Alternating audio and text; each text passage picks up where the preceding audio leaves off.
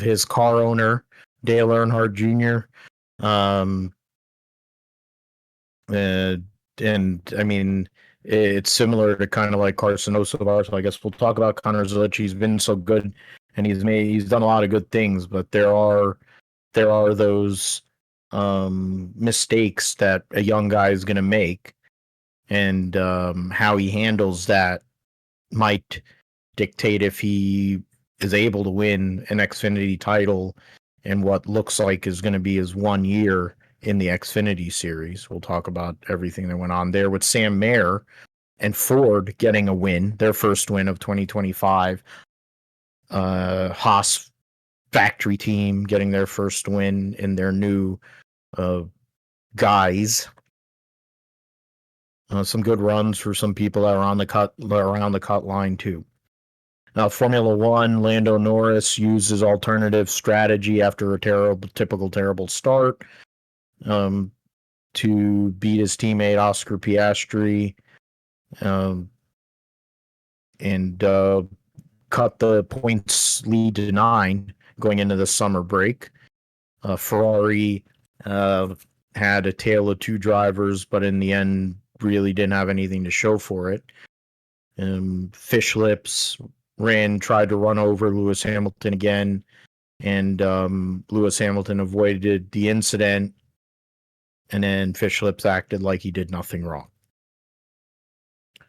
Be nice if somebody would just punch that prick right in the face. Same thing that has to happen to Carson Osavar, honestly. We'll talk about all the guys there. You know, Gabriel Bortoleto, another great run. Sauber making huge gains. Fred Alonso actually having a good run. Aston looking like they've turned it around. We'll get into a little bit of football now. We're in August, so time to start talking football. Our teams, training camp, and we're getting ready to start seeing some preseason action.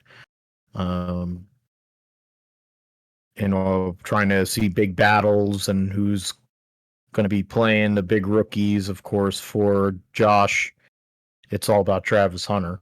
For the Niners, we have a DB also that seems to be standing out with Bob Sala's defense. And it seems like with the productivity they're getting so far, their defense should be back closer to what it used to be in previous years before last year. Roundup will go over F2 and F3 in Hungary, the IMSA race at Road America, WRC Rally Finland. Supercars will be back at Ipswich. Indy Next will be at Portland, which will lead into our preview picks for the IndyCar race at Portland with, what is it, I think 4 races to go in the season. Alex Palou getting much closer, very close to locking down a 3rd consecutive title and 4th in total. NASCAR will have a triple header at Watkins Glen, have some news. Driver changes, new drivers, different drivers, especially in the trucks. And the Xfinity, couple of cars there as well. So we'll see triple header there at one of my favorite places on earth. Our sim racing league on Assetto Corsa this week is at Watkins Glen. The GT1 race took place yesterday. I did the call with Job, and he did a great job. He threw me, no pun intended, threw me off a few times with some of his one-liners, like his Shane Gillis-like personality. That'll do it. He didn't hold the mic like this. He did not hold the mic like this, though. I didn't see any of the facial expressions either, but we were having a fun time. It was a good race. Triple header at Watkins Glen. Josh will let us know all things going on iRacing, gaming, in the sim segment, and then we'll call it a day. We will start with the Iowa Corn 350, Iowa Speedway, a couple of weeks after an IndyCar race that had no promotion and no push whatsoever. They had decent crowds for both days and very warm conditions in Newton, Iowa for a NASCAR race on a track that has one of the dumbest paving jobs ever lived, where you pave the corners and you kept the straightaways rough. I don't know. That seems really, really dumb. It's almost like what Pocono did with Doc Mattioli when they made that one patch in turn 3, and left the rest of the track the same. But yeah, so we'll get into this race. Byron had, of course, backdoored to Daytona 500 for a second year in a row. Hadn't won since. Was up in the points for a good amount of the year. Utilized fuel strategy and track position late to go and earn his second win of 2025. 15th win of his career. Cautioned, yeah, I mean, you only had, yeah, so up those, 2 for stages, and then what is it, 1, 2, 3 for cause. Yeah, so they only had 5 cautions in the first 2 stages, and then 7 in the last stage, which is pretty weak. Only 10 lead changes in this race. We'll go through the results here. William Byron, the winner, over Chase Briscoe, the pole sitter for a 6th time this year. Brad Keselowski won both stages, finished 3rd. Ryan Blaney, defending race winner, finished 4th. Ryan Preece from 33rd to 5th. Darrell Wallace Jr. had issues with his car. I think hit the fence, broke a toe link. Was able to come back from a lap down, finish 6th, coming off of his Brickyard 400 win. Alex Bowman 7th, Carson Hocevar 8th, Joey Logano, and Bald Spot Dylan. Your top 10, there were, because of so many yellows, there were 30 cars on the lead lap.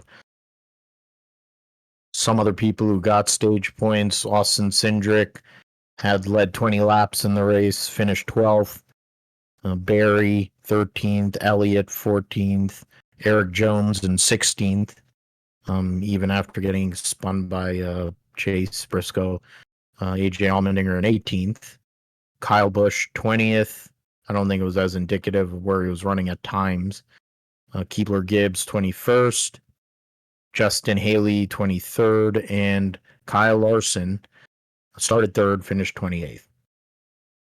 So those are all the stage point earners. The 3 drivers that were really the dominant drivers in this race finished in the top 3. Blaney had the best car late. The way the aero is on these cars, you can't really pass once you get into that little bubble. So the fact that Briscoe was catching Byron, he basically had, I think, one opportunity and then it went away, and they all stalled out. So that included Keselowski. His car, he was faster than Briscoe, couldn't pass him. And then Blaney was faster than both of them, and probably in under different circumstances might have been able to pass those guys, wasn't able to. Elton Sawyer's come out on NASCAR radio this week and said that there's a thought of a minor increase in horsepower from, I guess, what they're at 670 right now to like 750 again. Denny Hamlin was yelling on his show about, changing the package, the aero package for the short tracks, along with the fact that, and it's come up in multiple areas with the tire, because the tire just doesn't wear, which is a typical bad year thing, where they make rock hard tires that'll start cording at 60, 70 laps. They're more of an issue. I mean, they were failing tires at Indy, which, I mean, Goodyear tires failing at Indy has been going on for decades. I find it fascinating that you can fail tires at a track that is as smooth as Indianapolis, but I guess maybe it's a heat problem there. But William Byron went out there, won that race. Was he the best car? I don't think he was. He did lead the most laps. benefited a lot from them yellows, track position, and now is back in the points lead to trying to get those 15 playoff points, which will be crucial. It's a battle between him and his teammates, Josh, for that regular season title at the moment. And, for Byron, good for him. 18 points ahead of Clyde. And right now, in terms of playoff points, I mean, he's tied for third right now in playoff points. So those 15, if he were to get them, would be huge for his opportunity to win a championship.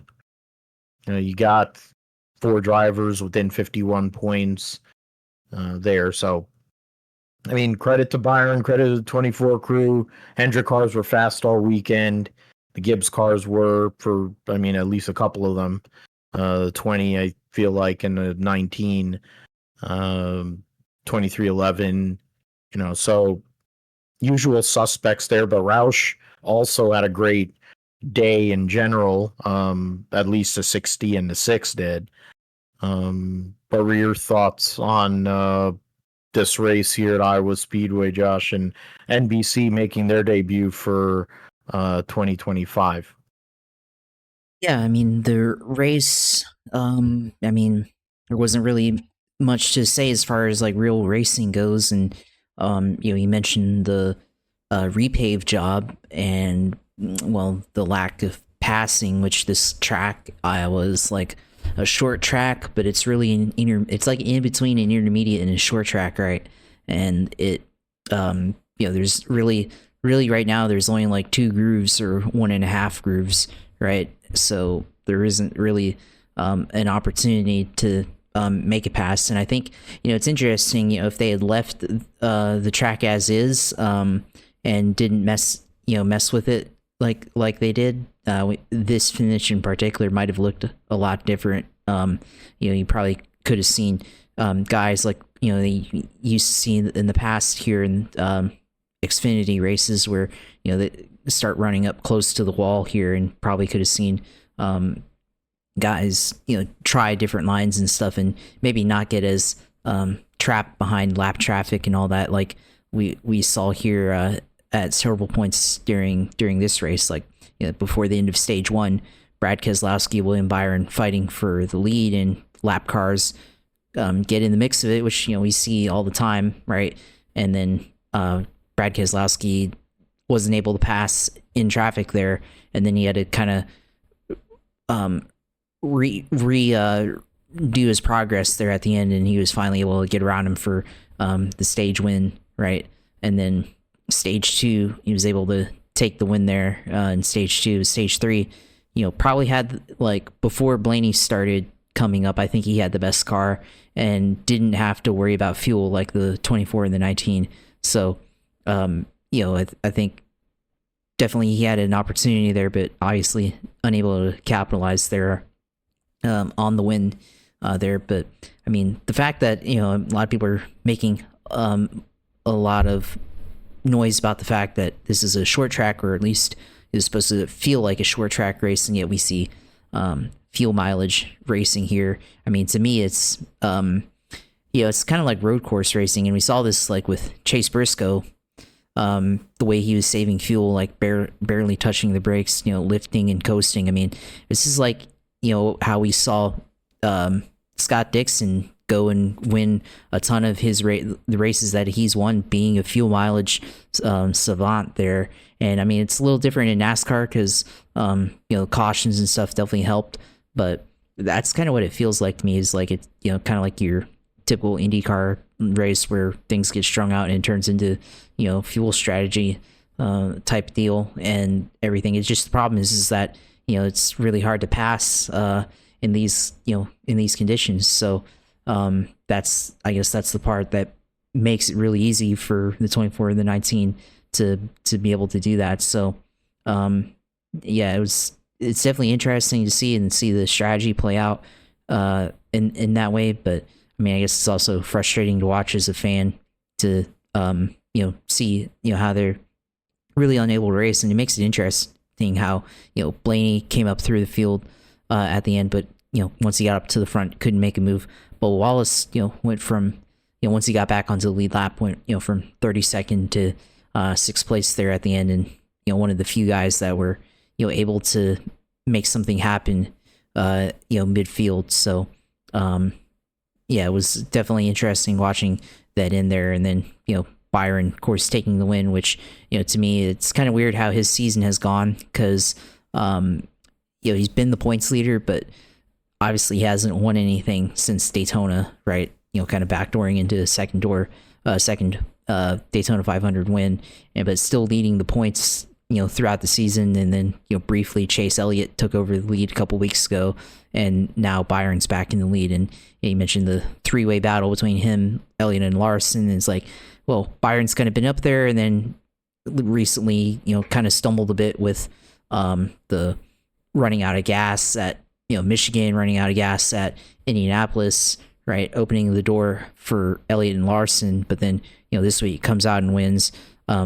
Elliott doesn't have the best finish there. Larson kind of gets caught up in one of the yellows on the front stretch there, so that kind of takes him out of the deal there. And that's why, because he was up top 10 most of the race, I guess, or within the competitive group, and then got caught up in one of those cautions and ends up 28th. So they lost, or gave up points to Byron more than probably what they deserved to. So yeah, it's going to come down to these last three races. Still, anything can happen, especially with two out of these three tracks, with Daytona and Watkins Glen kind of being wild cards in terms of protecting the points lead for Byron here. So could be advantageous if he's able to get that regular season title, like you said there, and everything. So yeah, and Brad Keselowski, of course, if he wins, this shakes up the playoff standings and everything. But on the other hand, they've climbed back from where they were. They were like 27th in the standings like 3 or 4 weeks ago. 5 weeks ago they were buried in the standings, and it looked like this is a lost season. But regardless of where they end up, I think they've kind of turned their season around. So if they're able to win these last three races, kind of like a wild card team in the NFL or any other sport where they suddenly get hot, middle of the season, looks like the season's over for them, but then they start picking up wins, and then they make up the way in the playoff spot, and they have a chance at making a run down the stretch in the playoffs. That's kind of what it looks like if Brad Keselowski is able to go out and win one of the last three races. And then of course, people talking about debating the playoff system and whether it should exist or not. I mean, if this was a full season title, I mean, this is probably something where, you could probably envision him, in terms of full season points, probably, finishing in 10th place or something like that at the end of the season if, they keep running, getting the finishes that they've been getting the last couple of weeks. So, yeah, I mean, there's a lot of aspects to look at here, of course, but I still think at the end of the day, the big story has been just, the inability to pass. And it seems like week after week, people have been complaining online about the issues with next gen car and stuff. And you mentioned that they're increasing or talking about maybe increasing to 750, right? And it's like, well, that wouldn't really do much, right? But I mean, yeah, they're increasing to 750 because that's all it can handle. That's all the transaxle is designed to handle. And if you've been paying attention to what Bozzy has been saying, they're going to put the hybrid in there, their whatever system they use, and that's going to increase it to 900 with 200 from the hybrid, and 150 from the hybrid, and 750 from the from the gas engine. So that's where it's going to come from to get that 900 if they stay with the next gen design, which I don't think they're going to move away from it. So that's what it's going to look like. I mean, in the future, what I think if they continue to go that route, and that's why they're putting a lot of development into that EV car, which I don't think that's actually going to be a series. I think they're using that to develop the hybrid system for the Cup Series here in the future. So that's probably what you'll see, and I feel like not enough people have kind of put that together, but that's, once you read that and you see what they're doing there, you kind of understand that that's kind of the direction that the Cup Series is going to go in the near future, kind of joining all other series now that have, hybrid power, F1, Formula One, IndyCar, and IMSA, and all those series. So, we'll just have to wait and see if, NASCAR, other than that, they make any other changes to make this car more raceable in traffic. And I think that's where the curiosity is going to be in regards to the underbody, the under tray, and also the tires.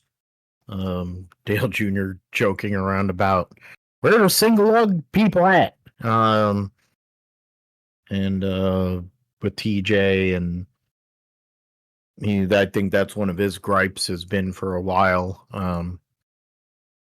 because you only really see that in like sports car racing, Indy car racing, whatever. But then even in IMSA, you have whatever Michelin Pilot Challenge where they have cars, they have 5 lug wheels. So I mean, and that's a Jim France vehicle, so it seems weird, but whatever. Curious to see what they'll bring to the table. The hybrid comment is definitely, I mean, Bozy, he's well versed in everything going on with his car and with in general. So that's what they want to do. I know that they don't know how to market it to make it seem good. Indy cars failed at it miserably, between how heavy the unit is relative to a car that is a 13-year-old car. I think it's made the product worse in certain ways. We'll talk about it a little bit later, I guess, but it's like, I think it's part of where, Alex Pillow's domination has come from, is when they made this change to the hybrid system. It wasn't like he was struggling to win races anyway, but it's almost like once they made that change to add that to the car, he's been basically lights out, with the way that the weight transfer is and all that stuff. And I think it kind of fits more. It's similar to the super formula cars that he drove in Japan. So that might be yet another thing where, like for SVG, maybe that would help him on ovals compared to, having to drive what seems like a supercar in certain ways, but is totally different from a Xfinity car on ovals, trying to figure that out. But yeah, we'll see what happens with that. I mean, you need to have horsepower. The ARCA cars were the fastest vehicles at the racetrack last week, which to me I think is not great. But does it really matter that the Cup cars are not the fastest cars there? If the racing was good, I don't think so, but the racing wasn't great. The ARCA race had more action. And that's large. I mean, granted, you only have about 4 or 5 legitimate cars, I guess, or I guess it was an East and a national race, so they had a few more competitive cars. So instead of there being like 4 cars that were good, I think they had like 8 cars. But like you're able to go. The tire they had was a better, I think, tire for the track. The ride quality of the cars, they're not full on bump stop cars, I don't think. So that might have been it too. But yeah, we'll see. Yeah, I mentioned the points, the top 4 there with Dennis Hamlin. And of course, he missed the race for the birth of his son. So you consider that's one less race, and he's 51 points back. Most wins on the season and most playoff points. Bell, Reddick, Blaney, Briscoe, Bowman, and Darrell Walsh Jr., your top 10. Chris Buescher just outside the top 10. there are 3 drivers, including Buescher, that have not won. So we have, right now you have 13 winners so far this year. Reddick's plus 122. So basically, an epic meltdown would be the only way that he doesn't make it. Bowman's plus 63. Buescher on the cut at plus 23 over Ryan Preece. So right now, you got all them Roush Fenway guys. You have Keselowski having to battle to win a race to get in. You have Buescher, who has won at all 3 of the remaining tracks. You have Preece, who's never won a race and is running the best he's ever has in his career. There's intrigue with that. You add the likes of AJ Allmendinger, who, of course, road racing specialist. So, and has made his name in Cup car or in Xfinity and Cup also on short tracks. So, opportunity possibly for them. Keselowski's actually 19th in points, which is crazy to think how bad his season started, that he is now 19th in points. Ahead of Josh Berry, ahead of other guys like John Hunter, SVG. So I mean, I guess the other thing we'll talk about, I mean, before we move to the Xfinity series, was kind of like the lack of, I guess, wherewithal. And I think that was across both series on restarts where people were making like dive bomb bonehead kind of decisions. Elliott and Larson had a kerfuffle. You had Briscoe, I guess. I mean, Eric Jones cleared himself across the nose of the 19 car. But, whatever. Eric Jones, it's not like they run very well all the time at Legacy, it seems. So they want to be butthurt. That's one thing. He did wreck Reddick again, and his buddy Chris Bell, running 3 wide on a restart into turn 1. That was ill-advised. And then, of course, Hocevar cleaned out Zane Smith, and then was getting yelled at by Ryan Bergenti, the crew chief of the 38 car. And he, typical of Carson Hocevar, shows no remorse. I know Briscoe's done it before, and he's owned it and tried to apologize for it, and people don't like it, and that's fine. He doesn't do it all the time. People make it seem like he does, but he doesn't. Carson Hocevar, on the other hand, has made it his career to run over people, whether it's in a truck or in a cup car. And Hamlin's came out about it this week that, he always brings up Logano and Keselowski because he's always had beefs with both of them. Famously tried to wreck Brad Keselowski in Xfinity series back in the day. Ran over Joey Logano multiple times. I guess for him spinning him at California and breaking his back or whatever. I mean, is there a lack of, is it just desperation in some of these cases, or are we seeing just a general lack of wherewithal and respect, especially with some of the younger drivers? I mean, with Carson Hocevar, doesn't seem to have a lot of awareness. Even if Jeff Dickerson says that they talk to him and whatever, it's almost like it's a bit for him, and it's almost like a TikTok thing where he wants the social media clicks. Like he's like basically doing Noah Gragson shit except with talent, like that's basically what he's doing. Because to me, it's like it's the same thing with Fish Lips, which we'll talk about later. What is the point of no return?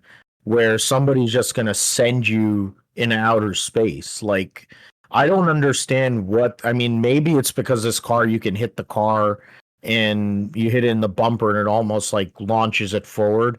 It doesn't like move you and get the rear wheels off the ground. Like that might be what it is. I don't know. But I think it's disturbing that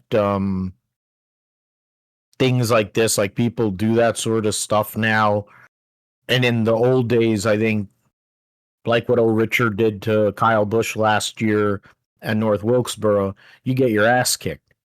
And he's a goofy looking lanky dude from Michigan, just like Brad. But the fact is Carson Hocevar like deserves an ass whooping. You know, he's run over a third of the field. At some point, who's going to do anything? Like, what happened to these guys where you can't fight? What? You're so worried about your sponsors that you can't go and like run somebody over? Like, I don't understand. There's been people right rear hooking people for years now, whether it's Clyde, Bubba, whoever. I mean, that was my other point. I don't know what you think about some of these like incidents that we had just with just a sheer lack of awareness and driving standard, which I think is a problem in multiple series, but a lot in NASCAR, it seems like recently. Yeah, I mean, I think, when you have a car that is really hard to pass, right? And, positions are at a premium. You got to either send him or, pull a slide job that 90% of the time won't actually work and try to get by him. And then, that kind of creates the aggression level, putting people on the wall, etc. So, and also, the fact that we have stage points now and the whole winning your in deal. I mean, I think it's by design. So just creates more, cautions and all that kind of thing. Creates drama because now you have people mad at each other and stuff. So I don't know, maybe it's by design or something. But yeah, Brad posted a tweet, or I guess he replied to a tweet that somebody put out with onboard from Kansas of this year, and kind of showed how Josh Berry ran over Kyle Larson in the corner, then Larson ran over Brad, and then AJ Allmendinger ran over Brad. He ran over AJ Allmendinger, put him on the wall, and then the next corner, because Larson lost momentum from him being put in the wall by Josh Berry. He was trying to make up position, and Brad had to let him go, or else he would have gotten into the wall again, and etc. And then you have those type of moves, and then you have types of moves that like Carson Hocevar is doing, is just straight up dumping people, like you've seen before. Like he did it this year at Nashville, straight up dumping Ricky Stenhouse at Nashville. So or other tracks where he just flat out put somebody and spun him out. I mean, it's supposed to take a lot to spin somebody out in this car. So he's figured out a way to wreck somebody in these cars where you got the big tires and everything, and the amount of force that it takes to wreck somebody, put them in the wall. Like, he's figured it out. So I guess we got to give him credit, because people are talking about how it really takes a lot of effort to be able to wreck somebody in these cars, and he's done that. So I guess he's the prototypical driver that NASCAR wants. But I mean, he's figured out how to gain fans off the track with all the streaming and stuff, and all that. And obviously he's a fan as well, and has been for many years. But just the racetrack stuff on there hasn't been as good, I guess, behaving wise on there. But then I think also the composite bodies are also a factor, because we don't really see guys cut a tire from fighting off a guy, or having a fender to fender battle, right? Like we used to see in the old days of the COT and the Gen 6 and all beforehand, if you rub fenders with somebody, probably would cut a tire or something like that and pay for the consequences. And now, you don't have that anymore with the composite body not being something that can cut a tire or anything like that. And also, the Gen 4 era with how aero sensitive was, if you knocked somebody's fender, that was basically the end of their race. So with aero push and all that. So now the kit car and all that, you have lesser consequences than what you did before.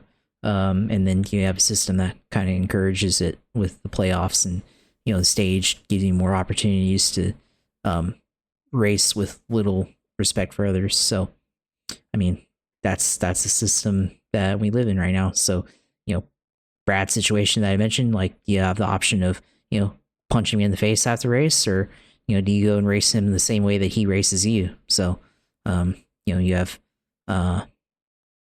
two avenues. Which way, Western man?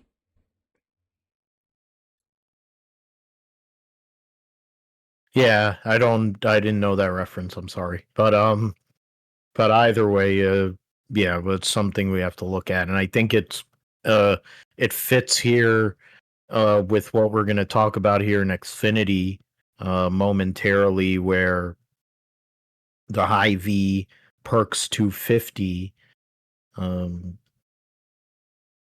goes and sees Sam Mayer, beneficiary late in the race of restarts and stuff, to get his first win, repeat at Iowa. Jesse Love, who qualified on pole, finished second. Ross Chastain won a stage, finished third, and led the most laps. Connor Zilic led the second most laps and finished fourth, had to come back from penalty and running over people and doing whatever. Harrison Burton, Hocevar in the 11, Creed, Ryan Sieg, Carson Kvapil, and Christian Eckes. So you had 4 Fords in the top 8. So great day for the Ford camp. This race, there were 23 cars on the lead lap. Buckshot Jones, who finished second in stage 2, was 23rd. Daniel Dye wrecked, but he didn't finish 36th. Jersey's own Thomas Annunziata, his father's close friends with one of the guys I race with in the Sim League, so always watch him. He struggled on Saturday, but he's still learning. Yeah, I mean, similar to the race on Sunday, the top 4 was really the 4 best cars on the racetrack. Allgaier, of course, had issues, assisted by Connor Zilic in one instance, and then and so, like, that's not something that, of course, Junior not happy about it, but and yeah, I mean, you had Rex on turn with lap 3, you had bald spot Dylan driving the 21 because Hank Hill was suspended. And speaking of Hank Hill, Joey Gase was driving double. He did both races with King of the Hill on the car, so credit to that. With adult now, they've actually moved it up in age and whatnot, and Bobby's supposedly this sushi chef or something now, which is an interesting story now that he's an adult. But anyway, Mayer gets the win. He's been third in points for the vast majority of the season, and just needed that win. He's been super consistent, showing a lot of maturity. He was a lot more rough around the edges during his time with Junior Motorsports, but was fast. This year, I think they haven't had the pace, but he's made the most out of his situation and lining himself up, I think, for a run at a championship against Junior Motorsports. Crucial, I think, that they did get the win. going against a couple of the guys that he's probably going to have to battle in the playoff in the besties, Jesse Love and Connor Zilic. Connor going and taking Allgaier out, notwithstanding, trying to go for 4 in a row, finish 4th, had a penalty. It seems like a typical Connor Zilic race where he goes and gets a pit road penalty, ends up getting into somebody, getting damage. More times than not, seemingly he's won the race. In this case, he still got another top 5 finish. I think they said it on the broadcast where ever since he came back from his injury at Talladega, he's finished in the top 5 of every race that he's run, which is insane for a rookie. But he isn't your average rookie. But Sam Mayer, former driver at Junior Motorsports, went out there and got the job done, and it's a big momentum boost for him and that team moving forward as we go along in getting towards the end of the regular season.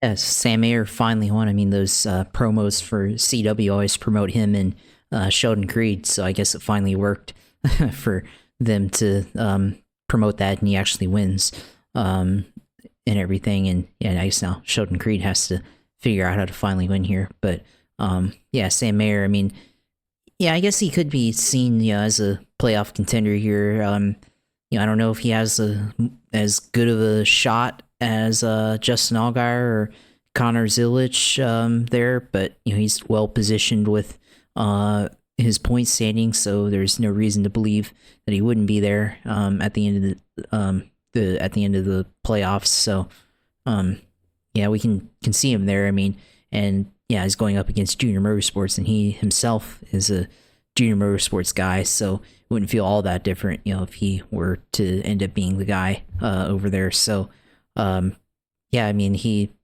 was able to be there at the end, of course.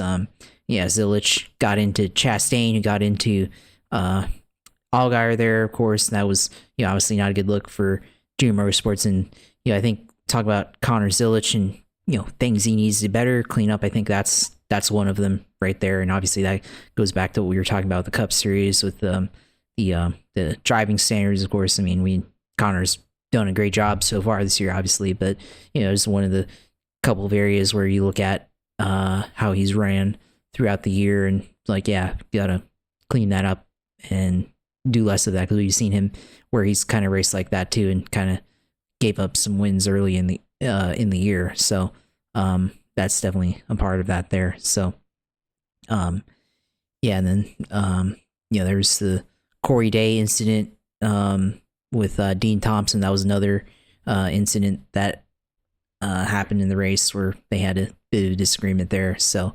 that was one of the highlights I saw from that.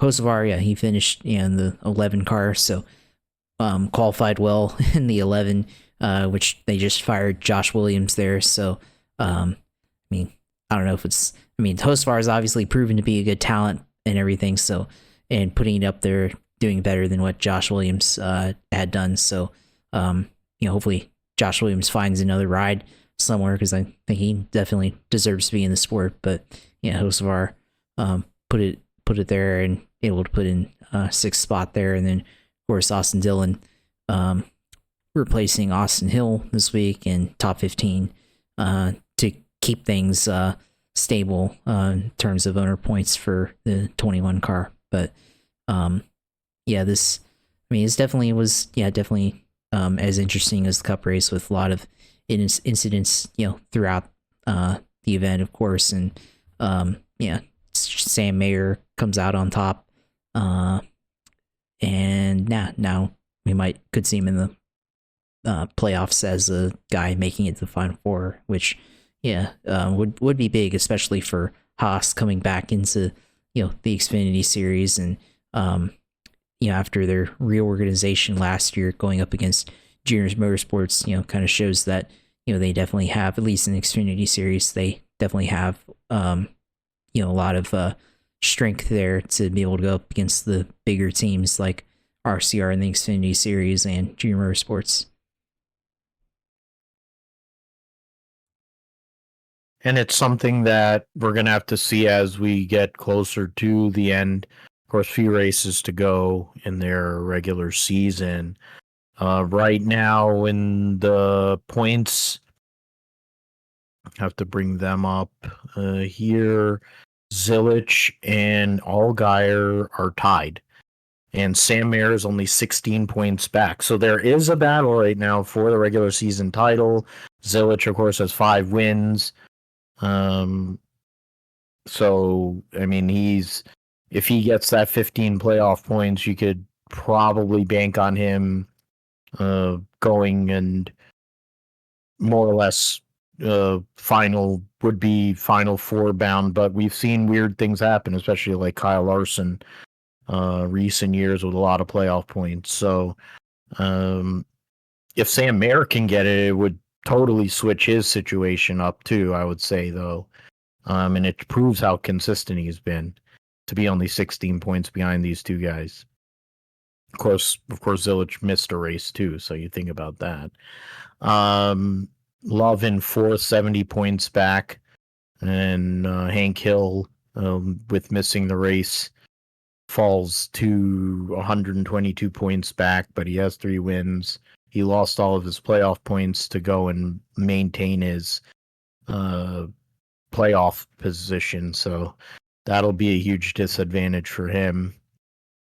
Got some of them other guys will go over here. So yeah, right now you have 8 drivers with wins. Carson Kvapil plus 93, Sheldon Creed plus 82, Taylor Gray plus 67.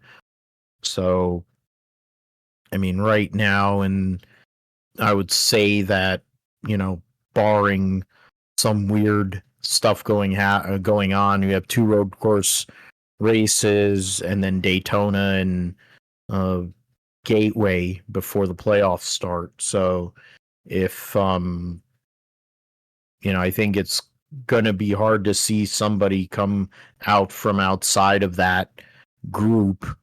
Right now, Harrison Burton plus 17 over Ryan Sieg, and then plus 19 over his cousin Jeb, who had a rough day on Saturday. And then after that, you're going to have to probably win. That's Eckes, Dean Thompson, Daniel Dye. Of course, Sawalich, who's turned it up here recently. Clemens, who has won on a road course before and also has won at Daytona before, so can never count him out. He's 20th in points right now. You got other guys like Parker Retzloff, who's had moments this year. And so there's a few guys that might have a chance, but it's kind of looking like who we have in there is probably going to be the ones that gets to the playoff. But we'll see about that as we get closer to the end. Next is the Formula One Hungarian Grand Prix, and that was Lando Norris. It wasn't straightforward for him. He doesn't get a good start, but he was able to make something happen, get through, and get him a big victory. Go through the results. So Lando Norris gets the win by just under 0.7 of a second on his teammate Oscar Piastri. George Russell finishes 3rd after bitching and moaning. Granted, Charles Leclerc did make some questionable maneuvers, but George Russell being dramatic. Fred Alonso 5th, Gabriel Bortoleto 6th, Lance Stroll 7th. So that's the best, I think, Aston Martin's run all year. Liam Lawson was 8th out of Fish Lips, who was the last car on the lead lap. Kimi Antonelli gets a point. Isaac Hadjar and Lewis Hamilton, along with Hulkenberg, Sainz, Albon, Ocon, Sonoda, Gasly, all those drivers from 10th on back were a lap down, and then Ollie Bierman had DNF. And Gasly 10-second time penalty causing a collision. Leclerc 5-second time penalty for driving erratically. Yeah, that was the incident with Woody. I mean, the Leclerc, he won the pole, and then he made it for Piastri. Yeah, so Leclerc and Piastri both on two side finding themselves behind the one stopping Norris when Leclerc. Yeah, so I mean, it looked like Piastri was catching him. The race was kind of meh for a good amount of it, and then Piastri started catching Norris. Traffic kind of playing a role there late, but in the end, Lando Norris actually put in a good drive, and in a crucial situation, which huge point swing, going from, instead of it being 23 points going into the summer break, or 22 or whatever, it'll be 9 going into the summer break. And I think also the rules of engagement, the papaya rules, is something that we're going to have to keep a look at as well as we go into this next part of the season. But yeah, I mean, McLaren going out there doing what they had to do. I mean, constructors, they already won that, but the battle for the World Drivers' Championship I think is going to go all the way down to the wire, and qualifying is going to be big, no matter what. But I think it's really going to be big amongst those two guys. And if the likes of Leclerc, or Russell, or Fishlips are able to kind of barge in there and interfere with their battle. But McLaren benefit after that first round of pit stops, really, and Eclair had issues with his car late, and what are your takeaways on the Hungarian Grand Prix, Josh? Yeah, I mean, I think for me, the championship was probably the biggest takeaway there, with Lando scoring a win. I think Piastri, we've been praising him a lot lately, and it seemed like this would be his title to win here, and I mean it probably will be in the end. But as far as making it interesting, Lando goes out, gets a win, swings it kind of back into his direction. Now he's only 9 points behind Piastri here in the drivers' standings as they go into summer break. So that's to keep pace with Piastri. I mean, that's big. So I guess they'll continue trading wins throughout the rest of the season, going forward. So it should be interesting to see how this kind of plays out here, and if it makes the championship at least a little bit interesting to watch. It's not a complete runaway for Piastri, and Lando's able to kind of keep him within distance to potentially come down to a really exciting title fight. Be big for McLaren, but also big for F1 and everything. I mean, we see a title battle like 2021 or something where it ended up coming down to the final race, the final lap. I don't think it'll be that dramatic, but could it be something where they come down to a pivotal moment and one of them ends up on top? So that's kind of where I look at that for the title there. But obviously Leclerc won the pole, but then he didn't really have much during the race and all that, which I've seen some comments online about how Ferrari's been performing this season, and just seems like to me, if they focused on just picking up good finishes rather than wins, like trying to go for like the 10% chance or whatever 1% chance that they think they might win, maybe they would fare a lot better in their strategy and their performances. Because obviously Leclerc had a good run, but then obviously the issues that he had, Lewis Hamilton of course had issues throughout the weekend. So there was definitely all that to be considered there. So Ferrari probably do a lot better if they stopped thinking about the small chance that they could win, just focus on being where they are as an organization. I think they're probably like obviously below McLaren, but they're fighting with Mercedes, fighting kind of with Red Bull, I guess, as that next team and everything, and they could be a lot better in that area. So obviously that was a big takeaway there for me, I guess, in that.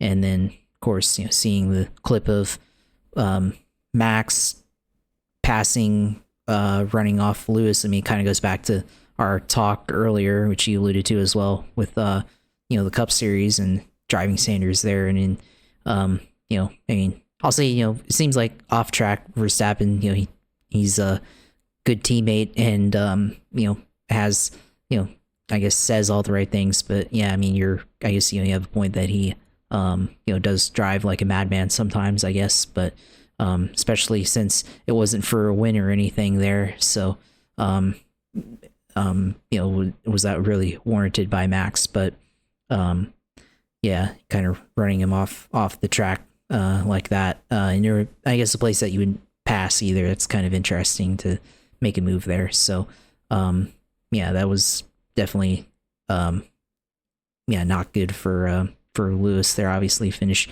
worst, I guess. This is his worst finish in the year as a kind of been a very up and down member of Ferrari this year, which before the race he was already not feeling it, I guess, and said that they should replace him, which that's a statement to say as a 7-time world champion in F1. So that was clearly showing kind of the level of confidence I think Lewis has right now in Ferrari's ability to give him a good race car and everything. So we'll see if they get any upgrades here, after the summer break and everything, if he's able to kind of recoup some of that and maybe get some good finishes and help them in the Constructors Championship and maybe even pick up a win if that's even possible with all the winning that McLaren's doing right now and all that. So we'll have to see. But the last lap there, close to the last lap when Piastri could have passed him there.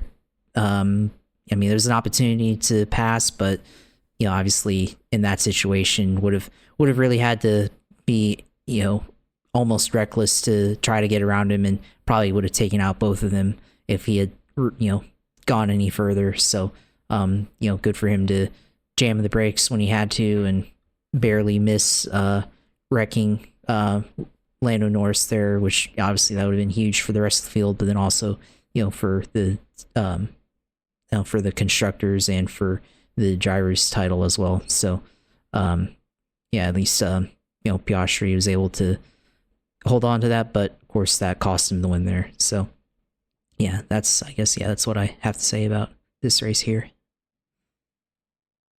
Point you made about fish lips and how he drives, there's a consistency to how he drives certain drivers. When he's actually battling for race wins, he'll drive through people, and then when he drives around Lewis, he basically, it's funny how the whole Senna comparison kind of goes there, where it's like he doesn't leave you an inch and makes you make a decision. So there's that aspect of it, but there's an aspect of recklessness and necessary, like you said. Like, was it really necessary or a faster car? You would have gotten that pass anyways. You could have went down the front straight with DRS and get it done. You weren't battling for anything. You didn't qualify well. You're having bad weekend. They could have given him a 5-second penalty for running him off the track. I think they do that for other people, but because it's Fish Lips and Derek Warwick and all this stuff, they don't penalize the bastard.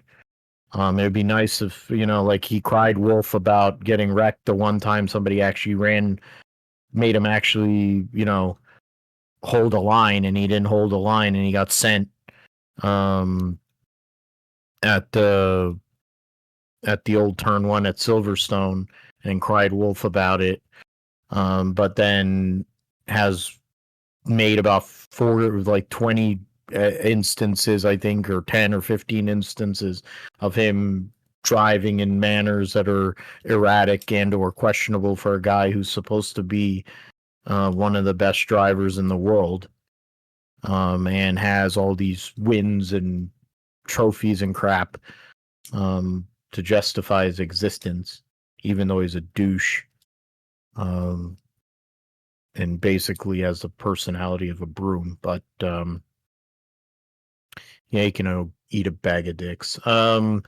The driver standings, Piastri 9 points ahead of Norris, as we mentioned. Fish Lips 15 points ahead of Russell.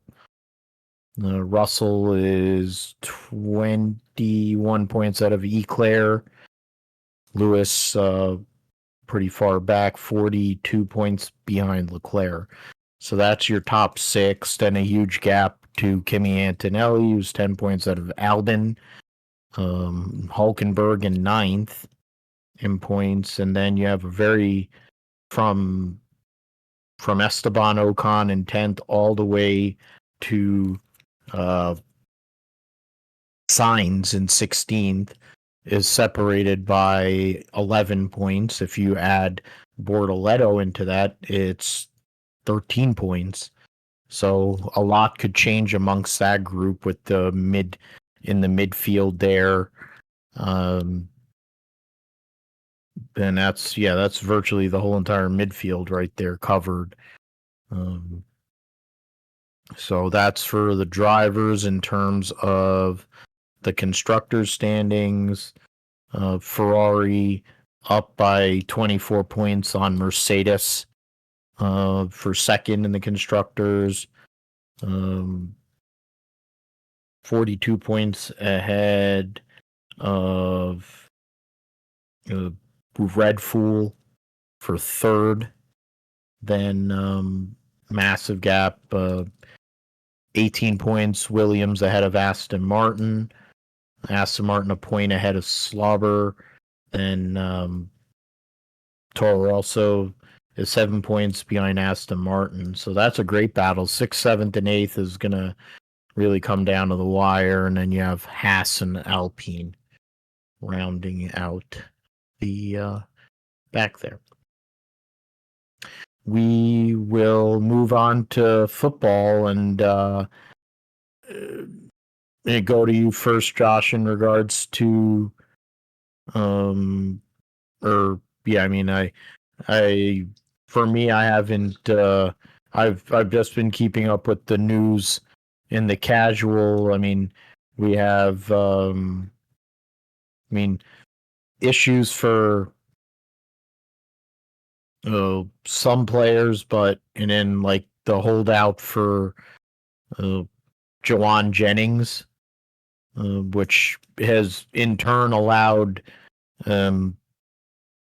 why am I forgetting his name now? Is opened up the opportunity for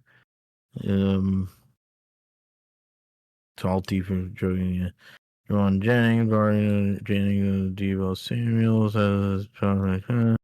Brandon Ayuk is out. Yeah. So, I mean, Robert Sauls from Mikael Williams, Alfred Collins, Ricky Pearsall. There you go. That's what I was trying to remember. Yeah. Ricky Pearsall is now in his second full season, of course, coming back last year after the shooting. This is his first full training camp, and he's built a great rapport with Brock. Kittle minus the smelling salts issue. is really getting comfortable and seems to, he might be lining up to have an all-pro type of year. The way the offense, I think, is leaning, it might go back more towards GK, and then kind of from inside out. Of course, CMC is back, but how long and for how much is he going to be able to do? Garendo is now out with a shoulder injury, so depth at the running back position, something to keep an eye on there. Wide receiver wise, outside of Pearsall, is kind of questionable. Offensive line so far has been all right. We need to keep an eye on that because it's been a big weakness. Trent Williams went down last year, so that was a problem. And then you have some of these other guys that haven't played very well or were inexperienced. So looking at how they progress. The defense, it seems like all systems go. A lot of these rookies that the Niners have had to acquire, especially on the defensive line, are performing well. Bob Saleh coming back to the Bay, coming back to be a part of the faithful after his debacle as the Jets head coach. Seems to be right back the way it used to be. The energy is there.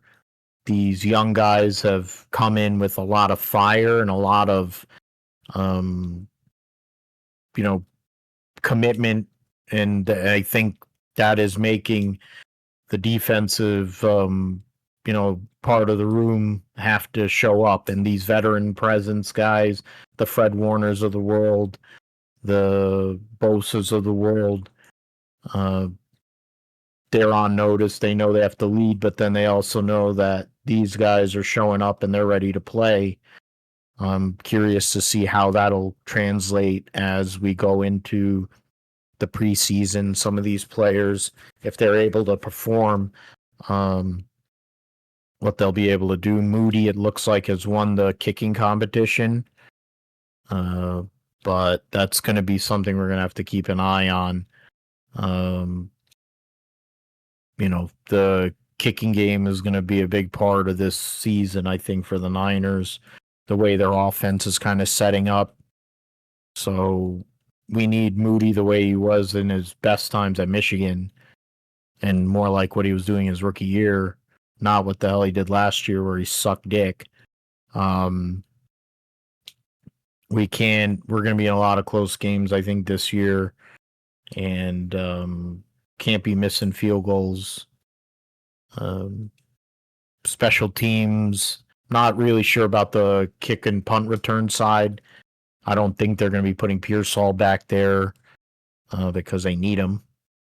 And Garindo's not going to be there at least for a little while because, of course, he's injured. So we'll see what comes of that. I'm not sure punter-wise either, but that's kind of where we're at, or where the Niners are at. What's the news coming from Jags camp with your new regime, Liam Cohen and company, and some of them new players? Of course, the one that, the most meaningful player, of course, is Travis Hunter, who found out through our group chat for the Fall Brawl League has eligibility as a wide receiver and a DB. So congratulations, you just got a cheat code. And Josh probably wants to draft that cheat code. Yeah, I've been, ever since like the hour that he got drafted, I've had that on my mind. So I probably, we'll see if that's comes into play here. Might be the first time someone's picked an IDP like high up than where it normally goes. So we'll see how that goes, but and everything. But I saw the depth chart get released, the first official depth chart, and they got Travis Hunter as I think second string corner. So that's probably about where he needs to be right now. Jordan Lewis and Tyson Campbell are first string, and then Jerry and Jones is second string corner, and then they said or Travis Hunter, and I'm not sure if because they didn't designate, because Jerry and Jones has played the nickel corner last year for the Jaguars, and he did a pretty good job at that spot. So I'm wondering where, because they didn't designate who would be nickel corner in this, unless this is a different system and everything. But a lot of teams now use a nickel corner, like 90% of the time now. So I'm wondering where that or who that is going to be, because if it's not Jerry and Jones, but otherwise, he's still got a lot to learn on offense and everything, and he's obviously first string there, of course, and seemed like he had a good scrimmage on Friday. Trevor Lawrence looked like he had a good scrimmage on Friday, so things are looking good there. I guess one comment I heard from the coach is, Trevor's got to work on his progressions. So, we'll see how that goes. Obviously, the stigma that, he's just a one-read guy, at least in the Peterson system there. Now we'll see if things are opened up finally for him and Liam Combs' offense there. So, we'll see how that goes. Looks like running back is like toss-up still for Tank Bigsby versus Travis Etienne, which I think that'd make a great 1-2 punch, if they can establish the run a lot there. So looking at that, otherwise, I guess the other thing, and maybe you can give some insight here as a 49ers fan, but Eric Armstead been limited or has had little participation so far in camp with a sore back, and they think maybe he might be ready by game 1, but they don't know. So that'll be interesting, because obviously he's on a big deal here, and hasn't really played that well, really. So be interested to see if he's able to go in the regular season and stuff, and this is not just like a vacation or something like other players have done in the past, like Hugh Douglas or something like that. I saw some people making comparisons to Hugh Douglas and all that, so we'll see. But I'm kind of wait and see mode right now. First preseason game is on Saturday, I think, but I'll probably just tune in for like the first quarter, if anything, and see how that goes, and then not really gonna really get into it. I guess I have to get into it a little bit for fantasy with this league and my other league and everything, but kind of just in wait and see mode until literally the start kickoff of the regular season. And then I don't think, this is true for the NFL in general, but I don't, you're not really going to find out what kind of team you have until like the 5th game of the season, just the way that they have restricted practice and all that stuff in preseason, where in the past you kind of figured that out beforehand and all that, but now it's like it kind of takes like a couple games into the regular season to really understand what type of team you have. I agree with that, where we won't know what we truly have until we get through about week 4, week 5. It's the same way. I've never really been a big preseason football or game watcher.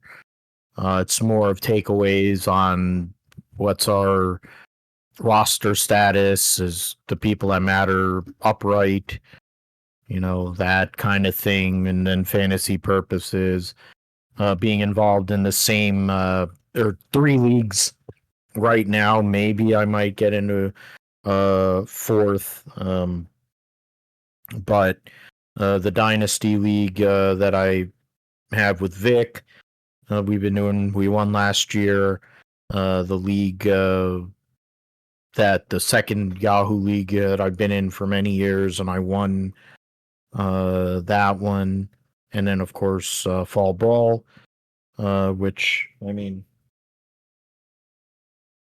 it is August, so it's a good time to remember the belt does belong to me. So you better have that during.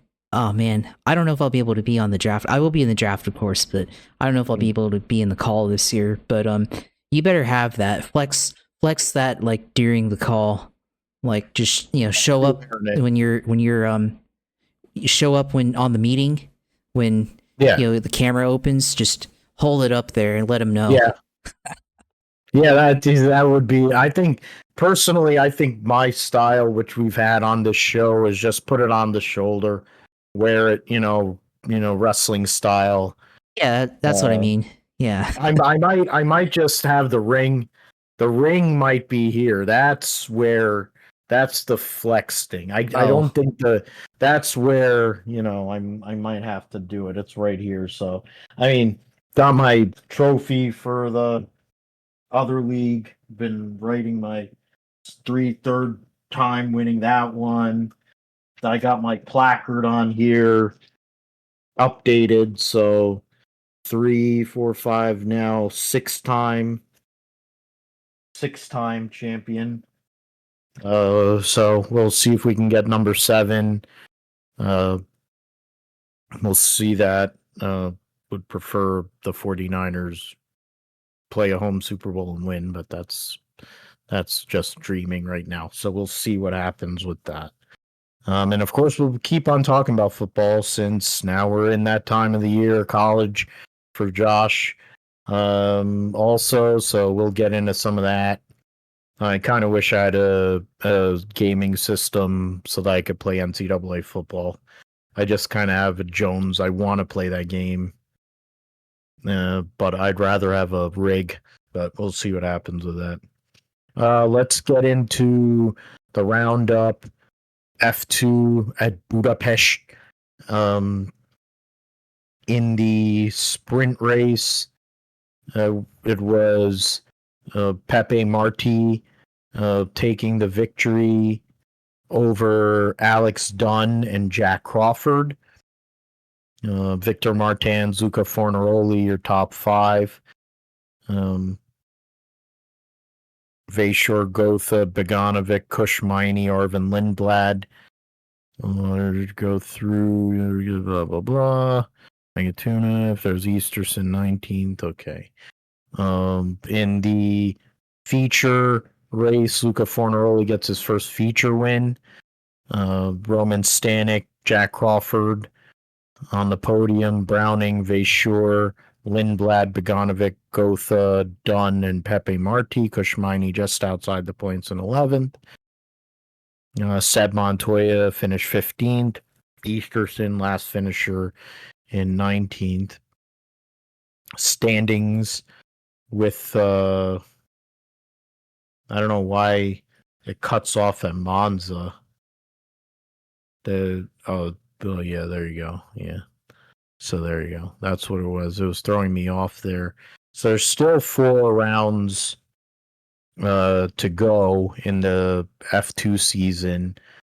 But for Crawford, lost a lot of ground with no points in Spa, then got outscored by 8 in Hungary. So he's lost 29 points to Fornaroli in the last 2 rounds. Currently, what is it? 17 points back, and only 2 points out of Richard Vashor. Luke Browning in 4th, Alex Dunn in 5th. Those are the guys that are Dunn is 30 points back in 5th. So that's really the battle. They'll race Monza coming back from the summer break to have a couple weeks off, then go race Baku, and then take a couple of months off before they return for Lusail in Qatar and Yas Marina to end the Formula 2 season. In Formula 3, Rafael Camara was locked up the championship. So congrats to him with with 1 round to go. He won the feature race to do it, no less. So that was Inter Puvasak won the sprint race, and then Kamara wins the feature. So another Brazilian driver might be somebody who we're going to have to look at. We got Gabriel Bortoleto, but this Kamara might also stand out. Interpuvisak gets the win over Uguchuku, the American driver, and then Charlie Verts. Badour 6th, Boya Kamara 8th. And then trying to remember, like, they don't put the national, so that doesn't help. But and then in the feature race, Kamara over Boya, Tappanen, Verts, Niles, Soloff, Badour, Van Hoopen, Giusti, and then Interpuvisak rounds out your top 10. The standings heading into Monza for the last round of the F3 season. And there's 3, 4, 5, 6, 7 drivers who haven't scored a point, and there's 2 drivers that have been in every race and haven't scored a point. So that's pretty god awful. So Kamara has locked up the win, the championship. He had 1, 2, 3, 4 feature race victories this year. So that's part of what happened. Sprint races have not really went too well for him. So it's interesting how he hasn't really gotten anything out of any of the sprints, but he shows up on Sundays. So, hey, I guess that's what matters most, right? So, Kamara right now, 48 points ahead of Mary Boya. So mathematically, no chance there. Boya 2 points ahead of Zoloff. Then Tramnitz in 3rd. Stenshore in 5th. The Tramnitz in 4th, and then Stenshore in 5th. Verts in 10th in points. Van Hoop in there. Interpuvisak 13th. Uguchuku is in 16th in points. So Bedrin only ran 1 round, and he's still ahead of people who have run the whole season. Wow. That's pretty bad, too. Go to the IMSA race at Road America, BMW. The big winners on Sunday at Road America. Trying to find where you have IndyCar there. F2. No IMSA. So entries for WeatherTech entry application process for the 2026 season. Wow. Road America race results and point standings here. Good job. You actually figured out how to post it in a manner that you can find it. The Motul Sports Car Grand Prix saw Philip Eng and Dries Vanthoor get the win over their teammates Marco Wittmann and Sheldon Vanderlinde. The Acura Meyer-Shank 93 with Renger van de Zande and Nicky Ellerly finished 3rd. The Whelen Engineering Cadillac of Jack Aiken and Earl Baba was 4th. Matthew Jaminet and Matt Campbell 5th. And then 6th was the Aston Martin harder racing car. Had a great weekend. Very competitive for them.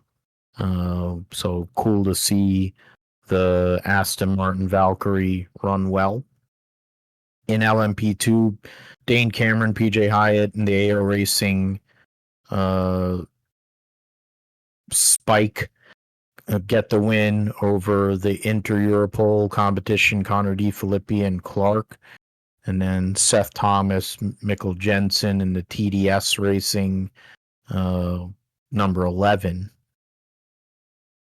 In GT Pro, I mentioned BMW getting the victory in that class as well.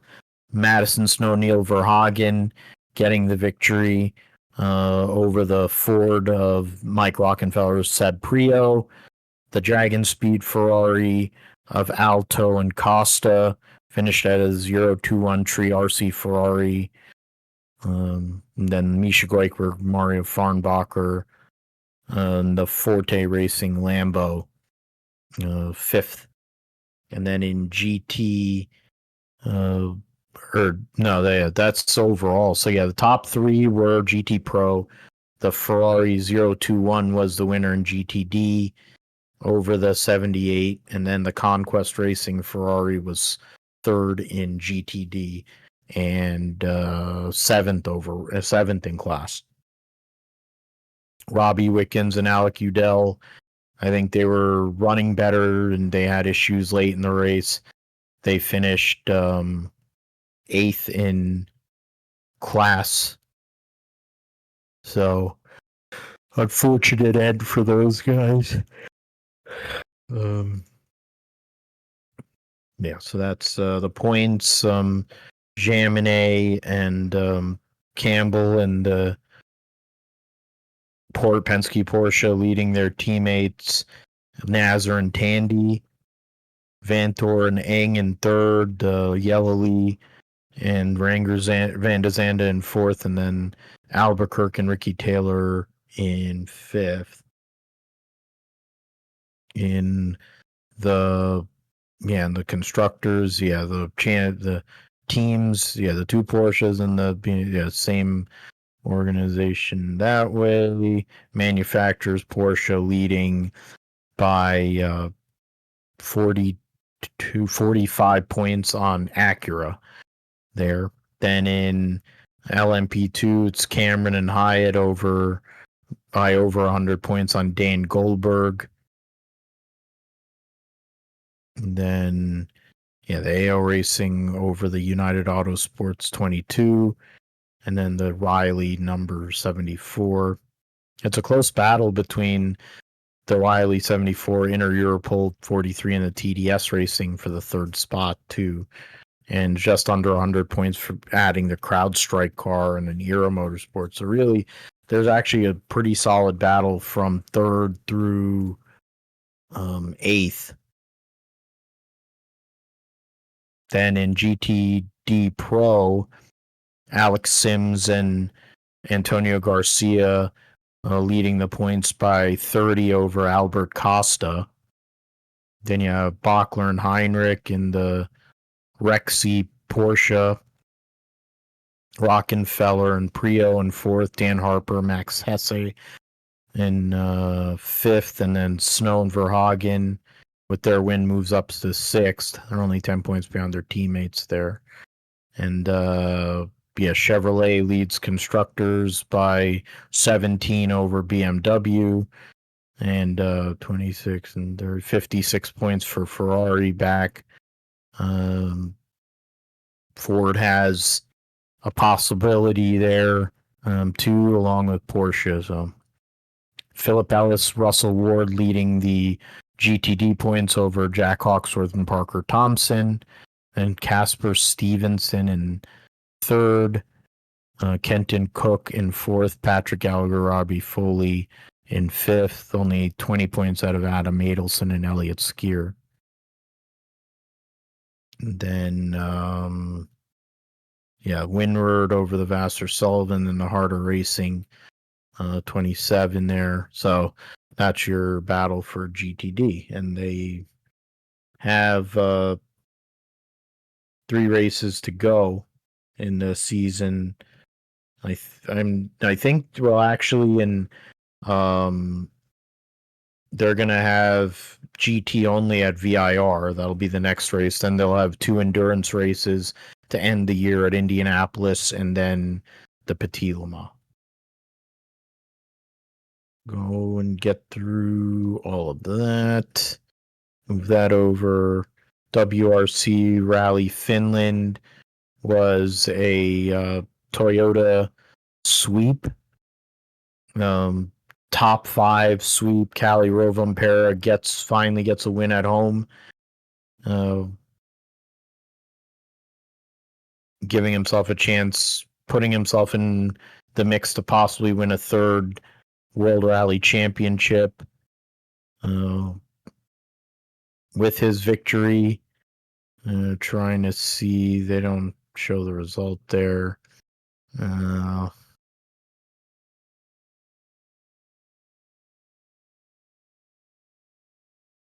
Go back, yeah. So now the final results, you have Rovanpera wins by 39.2 seconds over Takamoto Katsuda.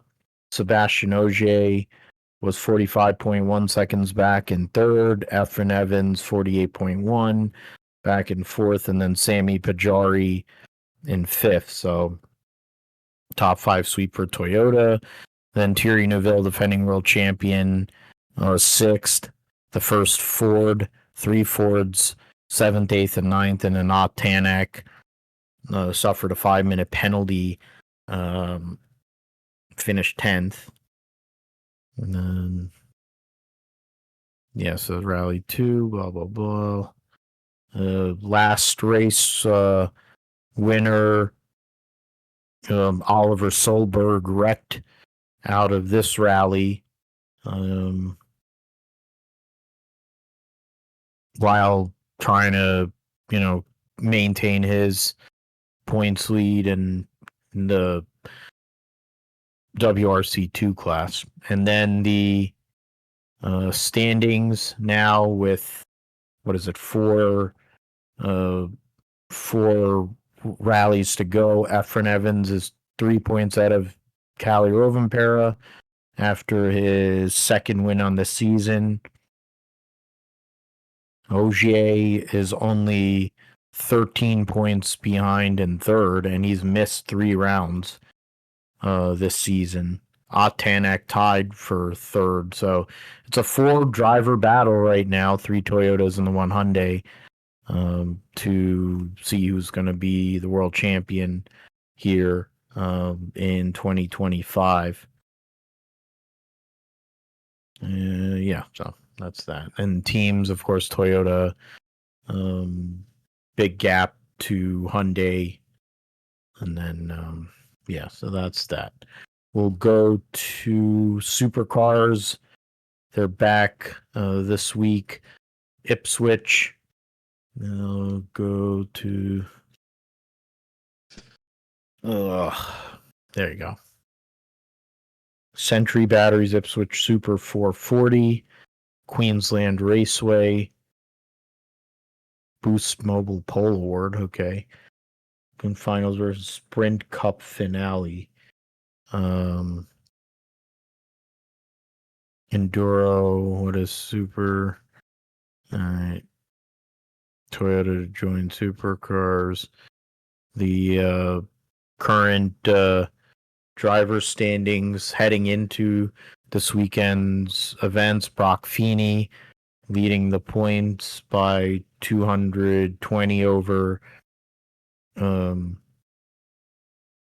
Will Brown.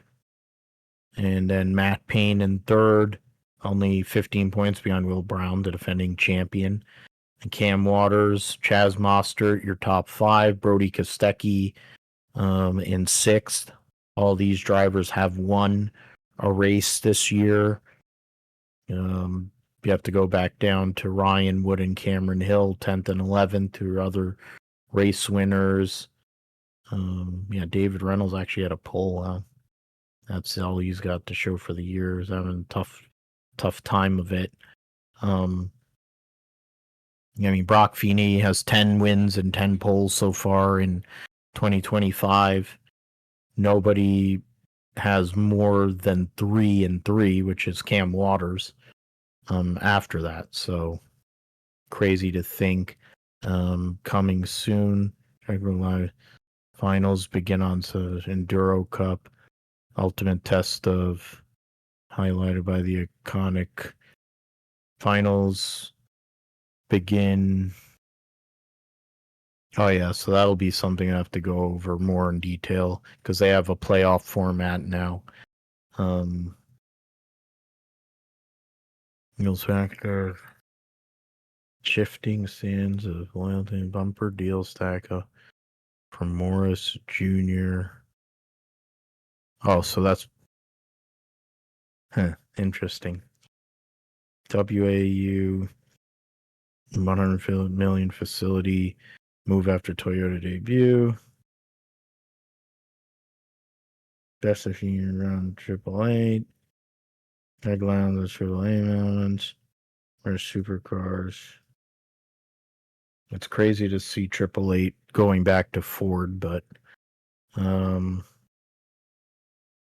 then yeah, so go look at some of those stories. But yeah, and then Indy next will be at Portland here coming up this weekend for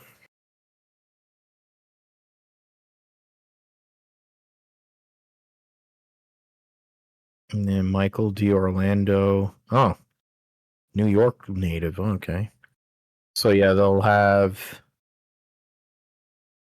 three races to go here. Last road course race before two ovals, back to back in Milwaukee and Nashville. So to end the season, here. So in terms of the championship, Dennis Hauger, 42 points up on Kyle Collette, Lockie Hughes minus 89, Miles Rowe minus 127 in fourth, and Josh Pearson minus 152 in fifth. Those are the four guys that have won a race so far in the season. Some of these guys have, and all the polls have been shared by either Hauger, Collette, and Hughes.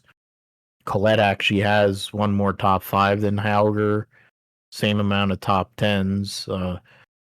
Hauger, Collette, Rowe, and Pearson all have 10. Lockie Hughes is 9. So if you want to see who the guys are that competing for this deal, it makes sense they're top 5. With two ovals to go, which might give an opportunity for Rowe to maybe get up to third in points accordingly. So we will move on to the Indy cars and Grand Prix of Portland. 3 races to go here.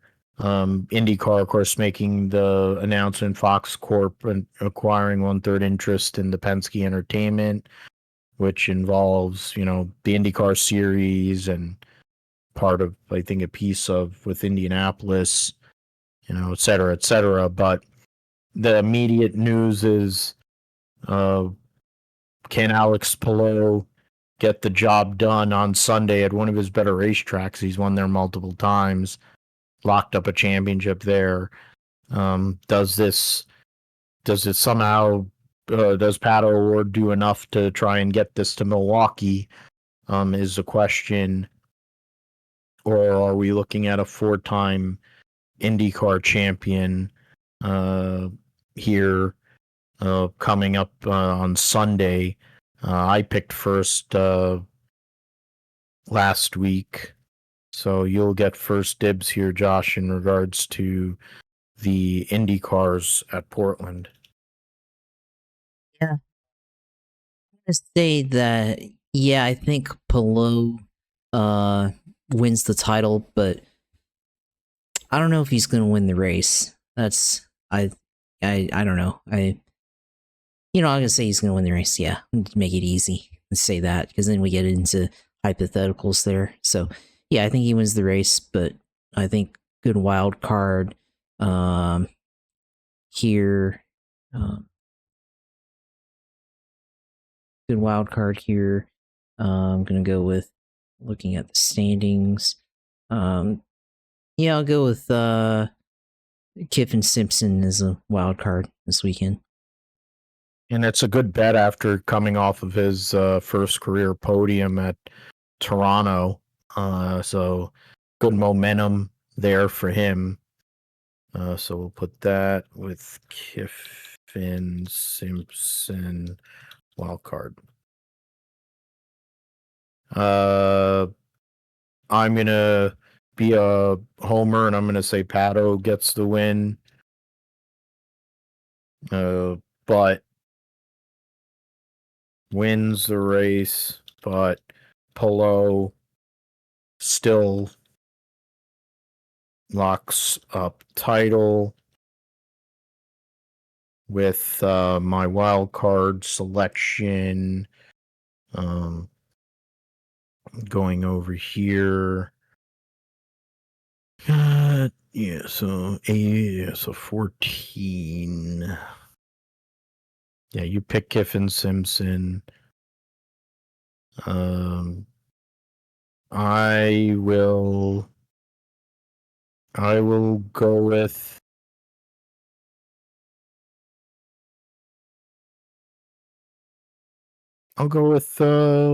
Louis Foster. Why not? Who cares? He's been good on the permanent road courses.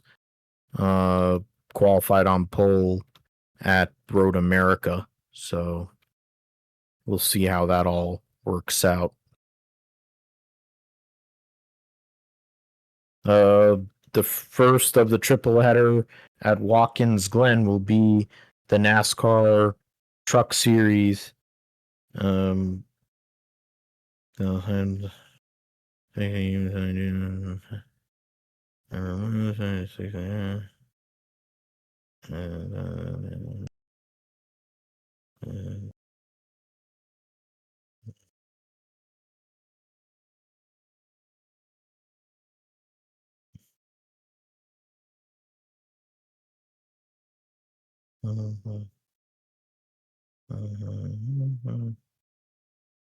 oh, sorry.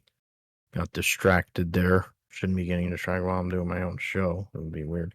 Mission 176 at the Glen. Going to be 36 for 36, so nobody going home. Sawallich will be in the one truck. Caden Honeycutt, who got let go by Nice Motorsports because he's supposedly signing with Tricon for next year. We'll be driving the 02 for Youngs. William Lambrose and the 2 for Rayung Brothers. Kyle Busch in the 07 for Spire. Sammy Smith in the 7 for Spire. Gian Buffamonte in the 22 for Josh Rayum. And where we go through something. Ross Chastain in the 44. Connor Zilic in the 45. Replacing Caden Honeycutt. Chris Bell driving the 52 this weekend, former Truck Series champion. He'll be after that. Honeycutt will drive that truck for the rest of the season. Wesley Slimp in the second Halmar truck. Christopher Busher making his Truck Series debut in the 66. Derek White driving for Carl Long. Brent Cruz making his Truck Series or as a debut as an owner with his own team. Parker Kligerman and Henderson Motorsports coming back for the first time since Charlie Henderson's passing. You got those guys. Yeah, so I mean, I know it isn't the way it used to be, but I just figure Kyle Busch. It's a truck. He's won more truck races than anybody. The Spire trucks have been fast. Kyle Busch wins, and my wild card selection will be. That's a good question. I guess I can go with Brent Cruz. Why not? We'll go with Brent Cruz.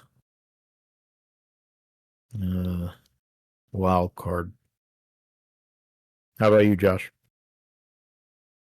I'm gonna go with Connor Zilic to win here which he's running a Nice truck this weekend, so that'd be like its best ever run in a while. So yeah, I'll go with Connor Z here and wild card.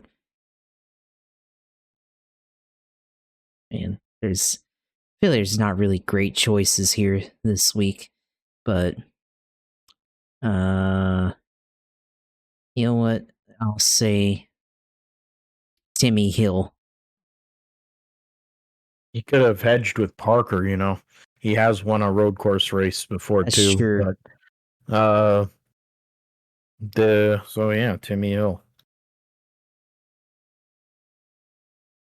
Never know.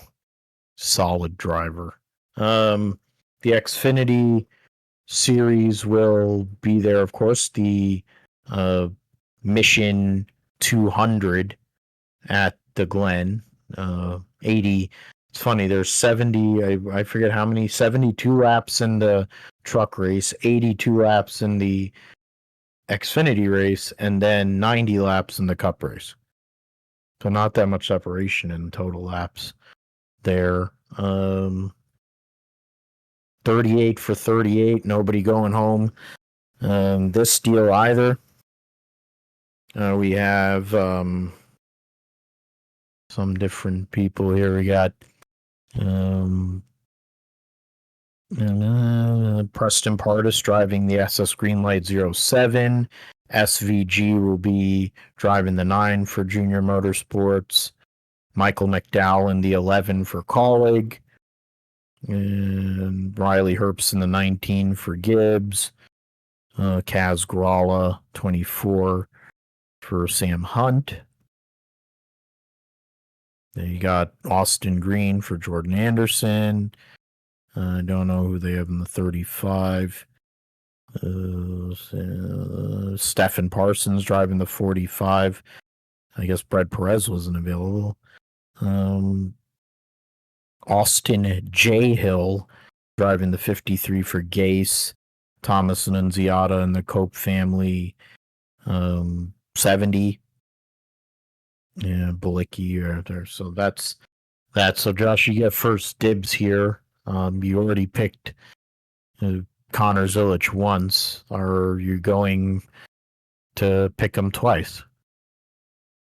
Well, so SVG is also in this race, and last time at Sonoma it was the battle between SVG and Connor Zilic, and Zilic came out on top. So I'm going to say that this time SVG comes out here and wins over his teammate, more than likely in Connor Zilic there. So I'll pick him there, and wild card. I'll go with Austin Green this week in the 32 as a wild card.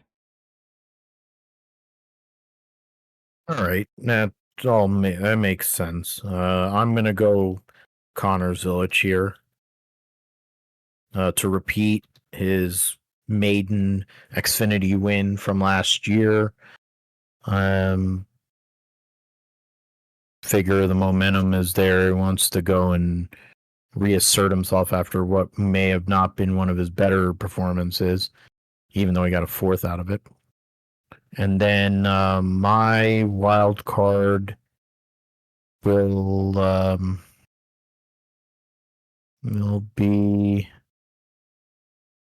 Does this? I mean, I guess it's a hedge, you know. Like I guess I could call it a hedge. I'm gonna go with McDriver because they're a regular team. They're a regular team, but he's doing a one-off. So it's in a sense it can count. I think it counts, but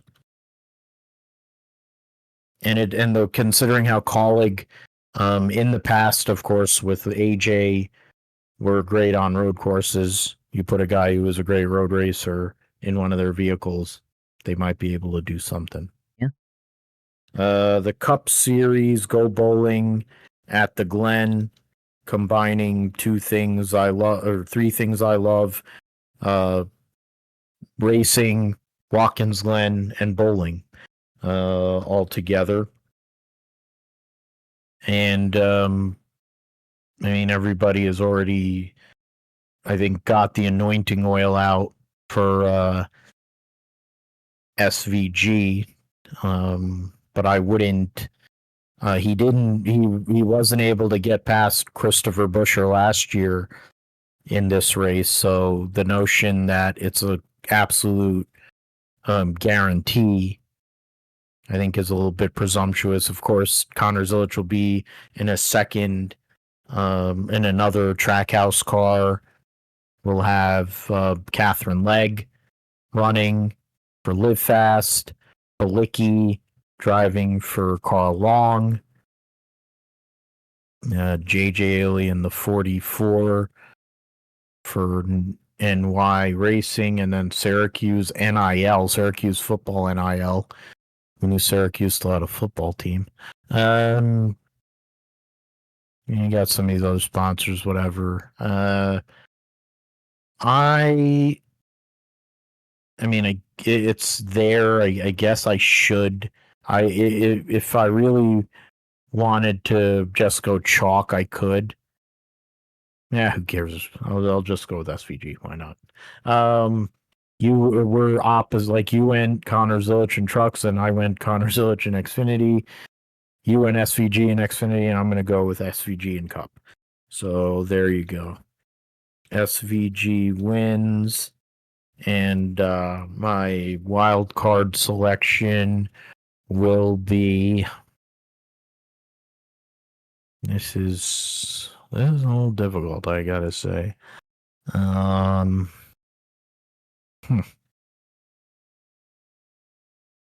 to think of the points. I guess, yeah. Actually, based on the points, AJ Allmendinger counts as a wild card. So there you go. Because he's 20th in points. So there you go. Former winner at Watkins Glen. So there, that's nice. Josh, you get last licks here.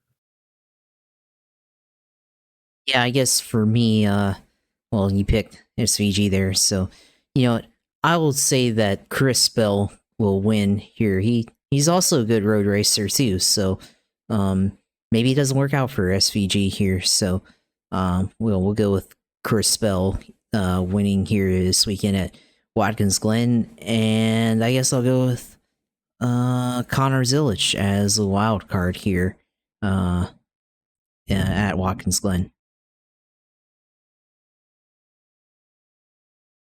Not sure if you can parlay Connor Zilic all weekend, but I think might not be such a bad idea, or do a parlay with SVG and Connor Zilic. Say that, and I gotta fix. So I haven't like placed any like wagers and anything, because like you used to be able to do this on Hard Rock, but lately I've been able, like, every bet like for NASCAR is like counted as like a separate like ticket or slip. So I don't know. I gotta like see if there's like some other way to do this, or if there's like a special way that I haven't figured out, because it wouldn't let me. So I might have to see what I can do there. So yeah, we'll see what happens there, and maybe I'll throw one down this weekend. But yeah, that's something to look at here with two sure bets, two sure things we think at Watkins Glen. Yeah, and I mean, sure things going out there, being able to win races, be competitive. That goes and leads into your sim segment. So let us know what's going on in iRacing and gaming in general. Yeah, I mean, this week really, the news of the day is iRacing with their NASCAR 25 release here this weekend, or this, coming up in a couple months. But they've released the Cup driver roster here.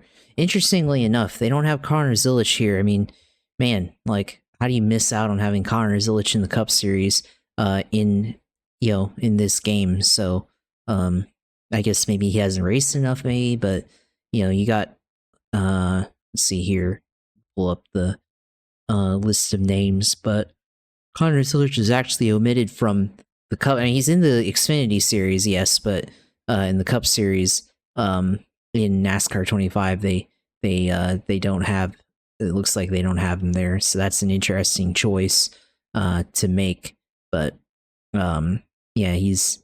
I have to NASCAR 25 Cup roster. Yeah, now it's been released, but Cup driver roster, yeah, maybe it's been deleted. No, what's it? Cup driver roster. Yeah, they have. They have Corey LaJoy, right, in the 01. But you don't have Connor Zilic in the 87 there, but you do have Elio Castroneves in the 91. Even though he didn't do anything in the Daytona 500, like he just made the Daytona 500. And you have Josh Bilicki and Chad Fincham both as double entries for the same car number 66. So that's an interesting choice to make there and everything. And then I saw another post. I guess you're going to start out in the ARCA series and work your way up, kind of like what the old games were, where NASCAR 2004 you had to start out in the Whelen Modified series, I think, after you beat Ryan Newman in the street race. NASCAR 2003, I think you just had to build your own team and work your way up. But once they implemented the Truck Series and the Busch Series in NASCAR 2005, you were able to play with in the fight to the top mode that they had as the modified series all the way up to the Cup Series. So yeah, it looks interesting there. So we'll see how that goes. Of course, this week iRacing, you got Watkins Glen on the horizon. So yeah, Cup Xfinity Truck at Watkins Glen there. IndyCar at Pocono in the Oval Series fixed setup series. The 87 cars are at Atlanta 2008. You've got the Gen 4 cars at Indianapolis this week. Sports car side, got the iRacing IMSA series at Daytona. You got TCRs at Road America. IMSA Michelin Pilot Challenge at Road America as well.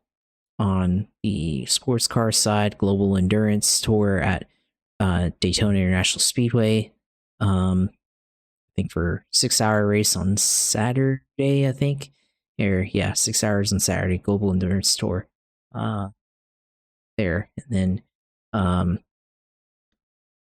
that's basically it's GT4s at Road America here as well. So I guess they're simulating what just took place at Road America this past weekend. It's Formula Fords on the UK server. You've got Virginia International Raceway there. So license unfilter that.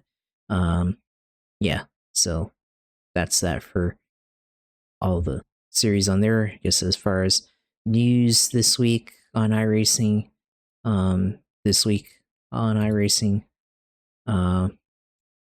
everything back. IndyCar IRL1.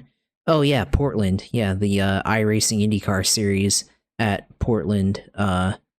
Since that's now a track on iRacing, I forgot about that. That was one of the new tracks that they put out this week or this season. So you got that there as well to modify or follow the real life IndyCar series there. So I guess the next special event on iRacing, got a couple of iRacing special events coming up. iRacing Race for the Cure at Lime Rock Park, benefiting, I guess, MS Society in August 13, and then Portimao 1000 August 15th, 16th.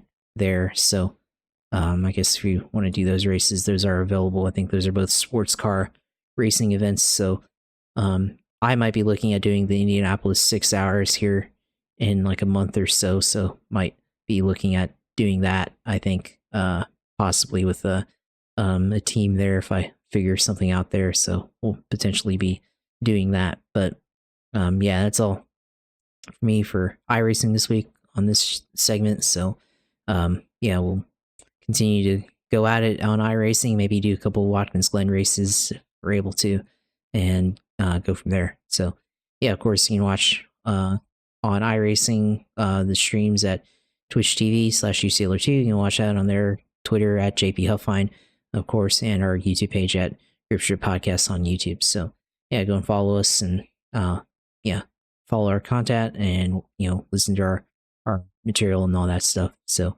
yeah, we'll see how these picks work out. I'm sure they'll work out great like they always do here. So yeah, looking forward to another set of road course racing here.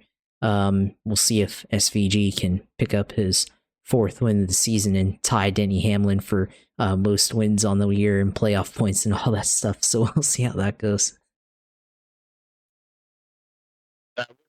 Insane if SVG were able to do that, while currently being 25th in points. But considering where he was prior to starting his winning, he's made something of this recent swing and goes out there and gets a win at Watkins Glen. It'd be another feather in his cap, trying to possibly make a run, get through a couple of rounds. Every win gives him more opportunities towards that. You can find me on Twitter, PGMatthew28, PGMGSP28, Instagram, Blue Sky, PhilipGMatthew.com, WordPress. It's where the audio, one of the places where the audio is for our show. We also have it, of course, on Podbean, YouTube, Gripstrip podcast page, of course, as Josh mentioned, where the video feed is, and then GSP 1428, another opportunity to get the audio. You can also listen to me on Mondays at Apex on the Apex One YouTube page announcing the GT1 Classic GT1 League.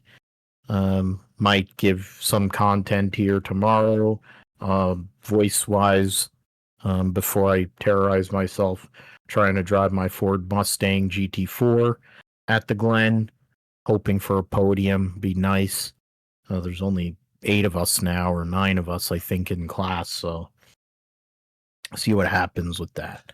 But for Josh, I'm Phil. We'll be back for episode 278 of the GSP to talk about Portland, talk about Watkins Glen, lead into Richmond for Cup, and anything else going on in racing, of course, football too, talk about here on the Gripstrip podcast. So thank you for listening. Thank you for subscribing, and we'll see you next time.